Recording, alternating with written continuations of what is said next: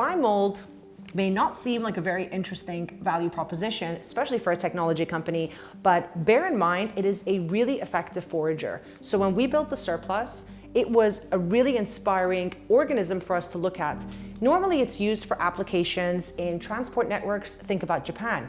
But slime mold can also be applied to broader networks and complex systems as well.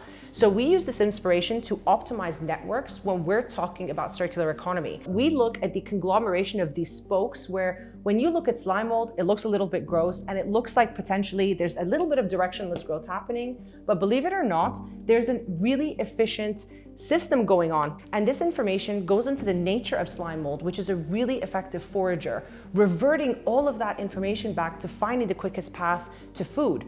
When we translate this into the business context, this means that we're looking at the most efficient way for businesses to adopt circular economy approaches from one worker's missteps or an unsuccessful synergy. This is where we minimize the pathways to success, so that collective intelligence is extremely important in providing information for the broader network to make better suggestions that are more resilient and really capture the sort of redundant networks that might not be useful, taking that and transforming it into useful information. What we're trying to do is fundamentally define the most optimal routes for circular economy through collective intelligence, because we can't work in silos. We need to know what works, not just within our own organization, but within the broader systemic context of our society and, of course, circular economy as a global concept. So fundamentally, what we're looking at is resilience and capitalizing on disruptions that we really take for granted and using that as a catalyst for more resilient circular systems.